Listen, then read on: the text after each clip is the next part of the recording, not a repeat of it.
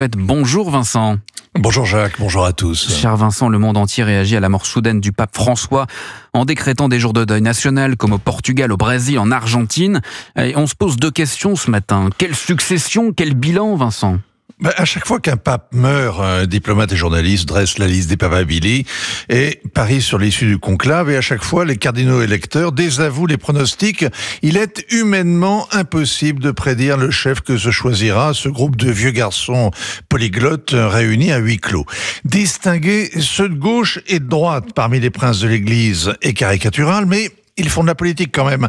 Alors, avec le pape François, c'est le dernier des péronistes que le Seigneur a rappelé auprès de lui. Un jésuite et un péroniste, ça fait un populiste à la puissance 2. Il se voulait le porte-parole du Sud global. Il voyait toujours la responsabilité de l'Occident dans les guerres, l'immigration, le pillage des ressources.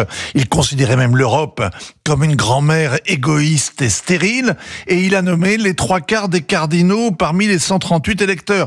Si beaucoup penchent comme lui à gauche sur les questions sociales et l'économie qui tue, la plupart sont quand même conservateurs sur le plan de la doctrine. Finalement, les plus progressistes ont été nommés par ses prédécesseurs Jean-Paul II et Benoît XVI.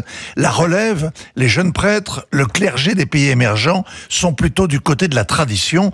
Autrement dit, c'est mécanique. Le conclave qui va s'ouvrir sera celui de la dernière chance pour les progressistes. Est-ce que c'est plus simple de dresser le bilan du pontificat ?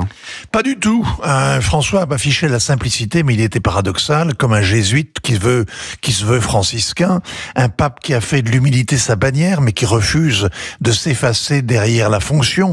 Il en a négligé les symboles du premier jour, où il refuse les mules écarlates et la mozzetta couvrant les épaules, jusqu'à son enterrement qu'il ordonne à Sainte-Marie Majeure, loin des caveaux de ses prédécesseurs. Un pape qui parlait beaucoup de collégialité, mais jaloux de son autorité jusqu'au dernier jour, qui vantait la décentralisation, mais qui a renforcé le contrôle du Vatican, même sur les dépendances comme l'Ordre de Malte, Caritas ou l'Opus Dei. Un prédicateur qui a enjoint aux chrétiens d'aller aux périphéries, mais qui a marginalisé les traditionalistes qui continuent à parler à Dieu en latin. Un progressiste, enfin, obsédé par le sort des migrants en Europe, mais qui a ignoré les exilés de l'intérieur, les banlieusards abandonnés à l'islamisme conquérant, au narcotrafic et au nihilisme contemporain. Il avait été élu pour réformer, Vincent.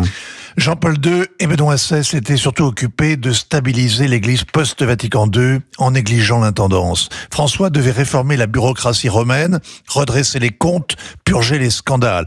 Tous ces chantiers restent ouverts. Sa politique étrangère aussi reste inaboutie.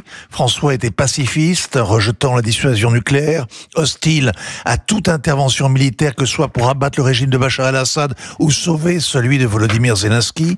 Il a voulu protéger les chrétiens d'Orient en dialoguant avec Moscou, l'islam sunnite ou chiite, en vain, mais cela ne l'a jamais découragé. La mauvaise foi du Parti communiste chinois non plus, qui a continué à nommer les évêques sans se soucier du Vatican. La dernière rencontre officielle du pape François aura été pour J.D. Vance, dont il avait combattu frontalement l'élection en novembre, et là encore c'est tout un symbole, encore un paradoxe. Il est mort le lundi de Pâques, après avoir béni le monde urbi et orbi. En cela il aura fait mieux que le pape Jean-Paul II, mort à la fin de la semaine pascale, mais resté muet le jour de Pâques. Signature Europe 1, ainsi va le monde. Vincent Hervouette. Merci Vincent.